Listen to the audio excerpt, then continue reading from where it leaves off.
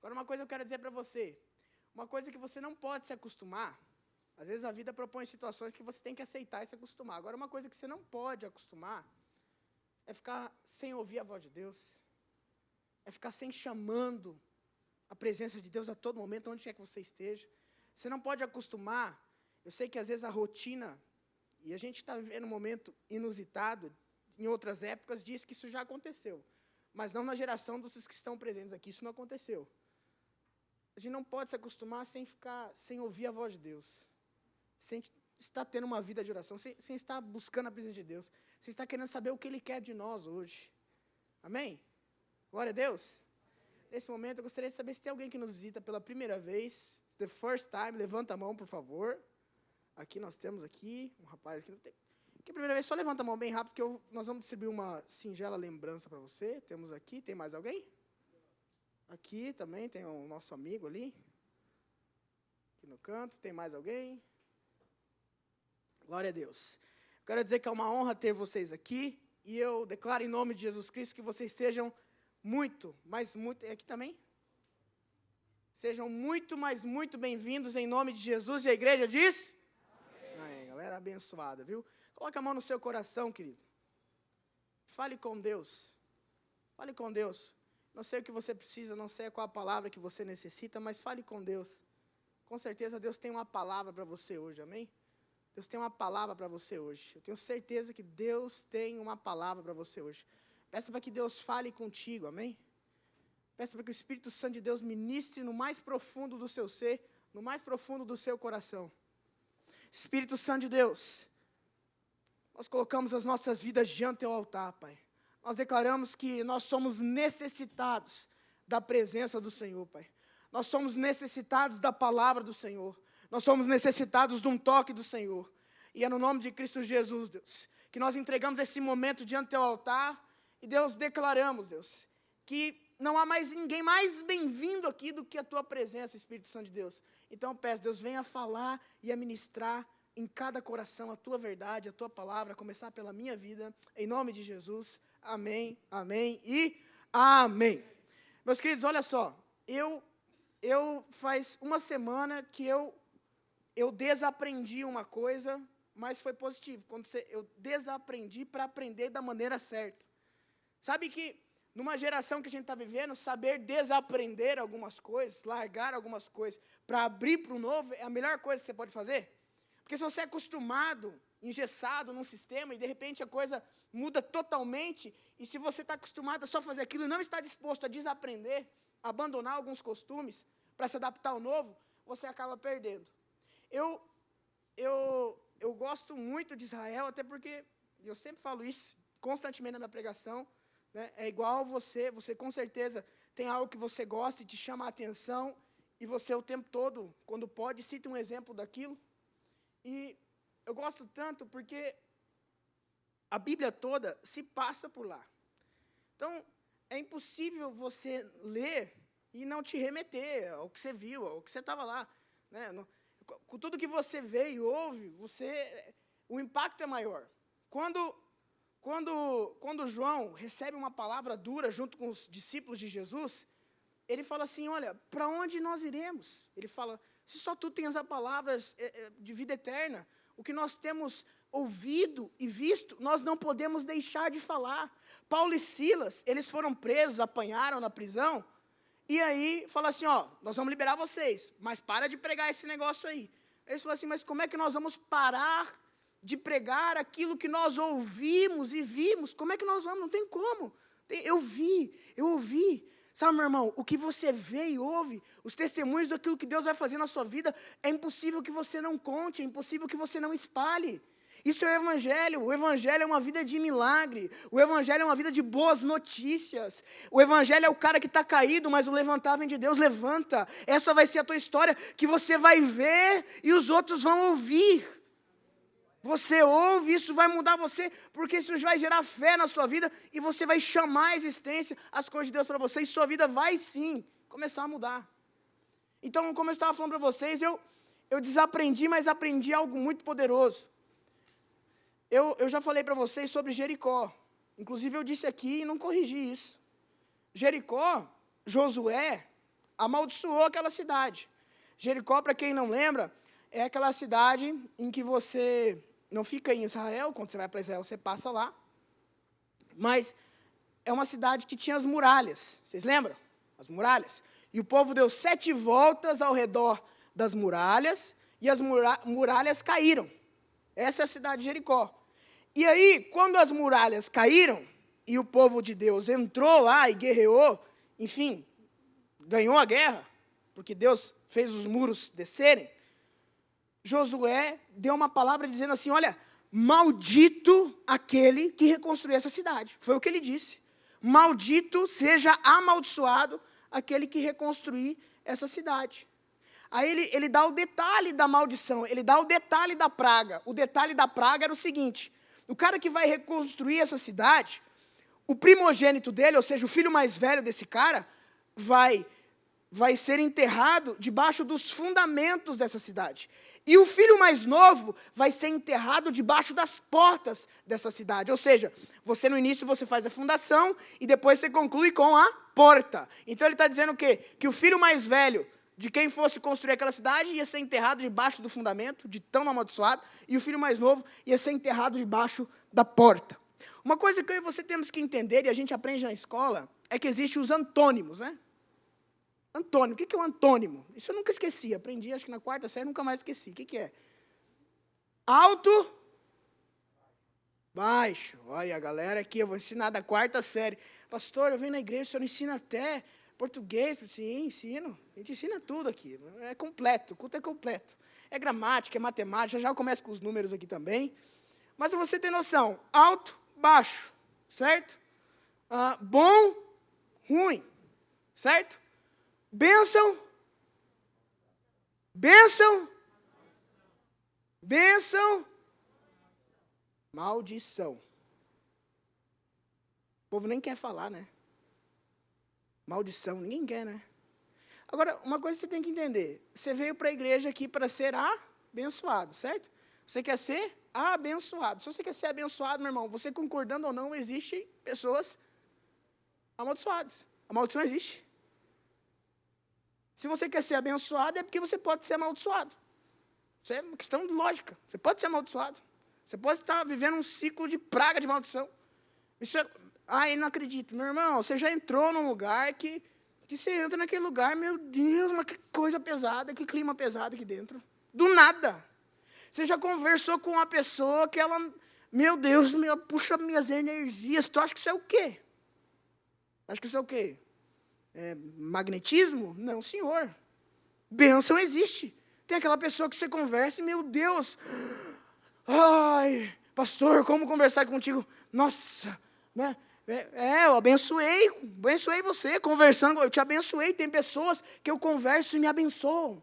E tem pessoas que eu converso e não são capazes de me amaldiçoar porque eu tenho Cristo Jesus. Mas eu sei que do outro lado o negócio não está bom. Isso é real.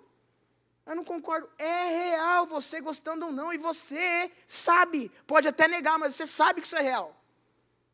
Você entra num lugar e vê que aquele lugar, meu Deus, aquele lugar pesado. Meu irmão, isso aí é... Sabe por quê? Porque Deus fez você corpo, alma e espírito. Você entendendo ou não das coisas espirituais, você é espírito. Eu não creio em Deus. Ok, meu amigo, você vai sentir a fonte energética, como você queira chamar, que é um lado espiritual. Entenda, se nós pegarmos um bebê e colocarmos ele no meio do nada, sem contato com os seres humanos, eu vou dar 15, 20 anos, esse cara vai estar lá no meio do mato, pastor Wilson, com um tambor, bum, bum, bum, batendo para alguma divindade. Sabe por quê? Porque eu e você somos seres espirituais também. Existe sim uma necessidade do ser humano para preencher o seu lado espiritual. Então, existe sim a bênção e existe sim a maldição. E você pode ser abençoado ou amaldiçoado. Quantas vezes eu já vi histórias de filhos repetindo a vida do pai, ou repetindo a vida do avô, ou o que acontece, eu vi faz um tempo atrás, a mulher nunca conheceu a avó dela, mas a vida dela igualzinha a avó, sem nunca ter visto, sem nunca ter tido contato. Existe sim, bênção e maldição. Coisas que você puxa. Assim como você puxa a bênção, você puxa a maldição. E você pode quebrar isso no nome de Jesus Cristo, amém? Só no nome de Jesus. Agora, o que eu quero dizer? Josué, ele amaldiçoou aquela cidade. Ele declarou uma palavra. E de repente veio um homem chamado Iniel, depende da versão, Oniel. E esse homem vai lá e fala, eu vou construir essa cidade, eu vou levantar. Você vai lá em Jericó, é interessante, porque tem água para tudo que é lado. Meu irmão, onde tem água, ainda mais naquela época, até hoje, mas ainda mais naquela época, quando tem água, você fala, é aqui que eu vou ficar. Águas correntes, o Rio Jordão passa por lá. O tempo todo, água limpa. Não é uma água parada, corrente, maravilha. E ele vai construir. Quando ele vai construir, o que acontece com o filho mais velho dele? Morre. O que acontece com o filho mais novo quando ele termina? Morre, segundo as palavras. Ele desanima, enfim. E aí, passado um tempo, um pessoal, com a cidade já reconstruída, tenta plantar naquela cidade. Não tem lógica. Você vê, ali está o Jordão passando, correndo, a terra aqui. O pessoal tentava plantar e adivinha, brotava tudo. Não brotava nada. Uma terra do lado do Rio Jordão, isso é histórico, e não brotava. E aí eles foram até o profeta Eliseu, e falaram, olha, a gente não está entendendo aqui, a gente soube de uma profecia em que o cara amaldiçoou essa terra. Tem como reverter isso aí? Tem como você fazer alguma coisa para reverter? Ele falou, tem. Eliseu vai, faz um ato profético, ora, e de repente a terra começa a produzir frutos. A terra vira uma terra fértil. Você vai lá em Jericó, e era até uma coisa que eu me inculcava, sabe? E realmente, o povo que habita lá, são os árabes, né? Nada contra os árabes, nada contra, mas aqueles árabes lá são meio desorganizados. São meio assim, meio relaxados com algumas coisas. Não tem o sistema de limpeza que nós temos de cidade. Então, você vai ver lixo para tudo que é lado. Mas também você vê mansões sendo construídas, você vê resorts sendo construídos, você vê bons restaurantes sendo levantados lá. E aí aquilo sempre me inculcava. Eu falava, mas Deus não amaldiçoou essa cidade? Foi quando, na verdade, eu vi, há uma semana, que, mesmo que amaldiçoou, Deus quebra essa maldição e a cidade volta a ser fértil. O que eu vim falar para você hoje é que eu não sei que ciclo de vida você está, mas você pode quebrar qualquer coisa que está sempre gerando a mesma coisa ruim para você, para que a bênção de Deus entre e o ciclo mude totalmente daqui por diante. Sabe, eu vejo que era o mesmo lugar. Você está entendendo? Era o mesmo lugar. Só que eu precisava de algo espiritual para ser quebrado, para acontecer. Os caras queriam semear naquela terra e não brotava. Eles falaram com o profeta orou, abençoou e agora a mesma terra está brotando. Isso me faz entender que por mais que eu esteja na mesma casa, eu esteja no mesmo negócio, existem coisas que fogem do campo da minha força, do meu entendimento, mas que eu mexo no mundo espiritual e começa a ser quebrado e revelado no mesmo lugar, com as mesmas pessoas, com a mesma semente, a coisa muda. Porque no céu houve um decreto a meu respeito. No céu, uma sentença foi emitida sobre a minha história. Quando eu vejo a viúva, em que o profeta a visita e pede para ela o azeite, o pão, e ela faz para ele, o profeta delibera uma palavra sobre a vida dela. Fala, olha, vai colher vasilha, porque não vai te faltar azeite. Meu irmão, a mesma casa, a mesma quantidade de azeite, a mesma viúva, só que agora debaixo de uma palavra. Uma palavra de Deus. Sabe o que eu acho interessante? É que no livro do Novo Testamento, no capítulo João, versículo 1, diz que no princípio, Jesus era a palavra. E a palavra se fez carne e habita em mim, habita em você. Meu irmão, você já tem a palavra está em você. Agora, todo aquele que crê. não pereça. Uma coisa que nós temos que entender, quando eu vejo uma história na Bíblia, como um rei, Balaque, o nome do rei, contratando Balaão, que era um feiticeiro da época, chamando o cara para... Olha, esses cenários existem, até hoje está rolando, isso você vê, é normal. Está rolando, eu não sei, não, existe sim. O rei contratou, Balaque é o nome do rei, contrata o feiticeiro chamado Balaão e fala, vem cá, chega aqui. Está vendo o povo de Israel ali? E ele fala, estou vendo. Eu não consigo vencer ele com a minha força. Eu não consigo vencê-lo com estratégia. Agora, eu sei que no mundo espiritual você pode lançar algo e eu ganho dele. Meu irmão, tem batalhas na sua vida que falta uma palavra de Deus. Não é mais a estratégia. Não é mais a sua inteligência, não é mais a sua força. Às vezes você está com os melhores marinheiros, mas vem a tempestade e precisa de uma palavra de Jesus. Precisa da autoridade de Jesus naquela situação. E eu te falar que o teu Deus que está aqui hoje tem autoridade. Tem autoridade e derrama poder sobre todo aquele que crê. O evangelho que eu venho pregando, que pastor, o que você prega? Eu prego o evangelho é poder de Deus, aquele que crê. Se você crê, você vai ver a glória de Deus. Eu não sei em que área da tua vida você precisa, mas se você crê, a glória de Deus à disposição. Há coisas no mundo espiritual que precisam ser desatadas na minha vida e na tua vida. E é real. E você chama a existência o que não existe. Acho que está quente aqui, Léo. Vocês estão calor, né? Não? Está frio? Então tá bom, eu que estou com calor mesmo. Aqui estou turbina aqui, Edson. Que o vai pregando aqui, o negócio vai esquentando. É o fogo de Deus, com o meu fogo mesmo, o negócio vai. Mas os irmãos vão me ajudar, vão cuidar de mim aqui.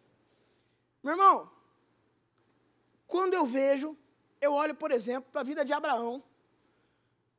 Talvez você não saiba, mas Abraão, ele mudou o nome dele. Houve uma mudança de nome. Se chamava primeiro Abrão. Ele tem um encontro com Deus e Deus dá uma palavra para ele que muda o nome dele, que muda a identidade dele. E vira Abraão. O que significa? Abrão significa grande pai. Abraão significa pai de multidões. Sabe o que precisava? Era o mesmo homem, com a mesma mulher, com os mesmos servos, com o mesmo Deus. Só que agora ele tinha uma palavra. José, ele passou por vários lugares. José, ele foi abandonado pelos irmãos. Meu irmão, você imagina os teus irmãos, porque era permitido na época, eles te venderem. Eles te venderam. Para ganhar uns trocos. Foi o que fizeram com José, venderam José para ganhar uns trocos. Agora, onde José passava, ele se destacava. Sabe por quê? Porque sobre José havia uma palavra, e ele cria nessa palavra. Eu quero dizer que sobre a sua vida, se você não sabe, você vai sair daqui com uma palavra, não é minha, é de Deus. E aí não me importa mais se você acha que está vencendo ou não a guerra, eu quero dizer que Deus te faz vencedor. A Bíblia diz que em Cristo Jesus, Ele nos tornou mais do que vencedor. Jesus pagou um preço. A Bíblia diz que logo que Moisés sai do Egito, o mar se abre, eles caminham por 3 dias, sem tomar água. Meu irmão, você já deve ter pesquisado. 3 dias sem tomar água é o tempo ideal para quê? Para você morrer. 3 dias sem água é o tempo ideal para você morrer. Você não fica 3 dias sem água, certo? E eles caminharam 3 dias e chegaram até um lugar e viram água. Meu Deus, chegamos num lugar que tem água. Todo mundo fica feliz da vida. E de repente, eles vão tomar aquela água. A água não dava para beber, a água era uma água amarga, não tinha como beber a água. E aí todo mundo começa a reclamar, fica no desespero. E aí Moisés, inspirado por Deus, fala, Deus, o que eu faço agora? Nós vamos morrer aqui. Deus fala, corta a árvore, joga essa árvore dentro da água, que eu vou transformar essa água amarga em água doce. Ele corta a árvore e joga a árvore lá dentro. Meu irmão, isso é uma figura de Cristo Jesus. Através do madeiro da cruz, ele morre para nos dar vida. A árvore teve que morrer para que aquela água pudesse dar vida a todo o povo. Jesus é a nossa fonte de águas vivas. Ele morre no madeiro para te dar vida, para que aquilo que está amargo comece a se transformar em doce na sua vida. Eu não sei qual é a situação, mas o que está amargo se transforma em doce. O que é para dar errado, com ele na jogada, começa a dar certo. A história que ia terminar errado, começa a dar certo. Eu quero dizer que onde tem Jesus na jogada, meu irmão, tem que ter vitória. Eu falei isso no culto passado. Quando você lê Salomão, inspirado pela sabedoria divina, ele fala, olha, quem tem Deus, é melhor o final das coisas do que o início delas. A adversidade vem, meu irmão, mas a tua história já está escrita no livro dos campeões. Agora, quanto mais você crê, mais você chama a glória de Deus para a sua vida. Pastor, como eu me conecto com o mundo espiritual? Crendo. Vem a dificuldade, você fala assim, ok, não é o fim, a água está amarga, fica tranquilo, Deus não vai me deixar morrer, Ele vai me dar o escape para transformar isso aqui em doce. Eu vou viver. Ah, chegou o mar aqui, ok, o exército está vindo, meu Deus, vou morrer. Não, Deus me trouxe até aqui, esse mar vai abrir, eu vou passar. Meu Deus, eu vou fazer a última comida e eu e meu filho vamos morrer. Não, eu tenho uma palavra. Vai ter azeite. Deus não precisa, meu irmão, muitas vezes te tirar do meio do lugar que você está. Não precisa nem trocar as pessoas que estão do seu lado. Não precisa, você não é das circunstâncias. A questão toda é que você confia em Deus. O profeta diz o seguinte, olha, ainda que a figueira não floresça e não haja fruto na vide, todavia, a minha alegria não está nas coisas, a minha alegria está em Deus. Sabe o que é isso, meu irmão? Sabe o que ele estava querendo dizer? Ainda que eu não tenha dinheiro na conta, ainda que eu não tenha como comprar comida, ainda que eu esteja passando, porque ele era agricultor, quando ele falava que ainda que a figueira não floresça, ainda que não tenha fruto na vide, o que ele falou assim? Ainda que eu não tenha sustento, eu me alegrarei no Senhor. Sabe por quê? Porque ele cria no que Davi falou, eu nunca vi um justo mendigar o pão. Sabe por quê, meu irmão? Porque quando Cristo Jesus entra na minha história e na tua história, nós somos justificados pelo sangue de Cristo Jesus, e você não vai mendigar o pão. Eu acho interessante que no final da história de José, os irmãos vêm pedir perdão para ele, por ter vendido ele, por ter abandonado ele, por ter roubado a infância desse garoto, destruído a vida dele. Só que José já era governador do Egito. José olha para os seus irmãos e fala, gente, não precisa pedir desculpa não. Todo o mal, toda a maldição que vocês fizeram comigo, Deus converteu em bênção. Deus converteu em bênção. Eu não sei qual é a praga que pode bater na sua porta, eu não sei qual é a dificuldade. Agora eu sei que Deus não muda. Ele é o mesmo ontem, hoje e para sempre. E se Ele converte mal em bem, Ele pode transformar todo esse mal em bem para você. Agora confia. Confia. Se entrega, chama à existência o que existe no reino dos céus e você não vê. Isso é fé.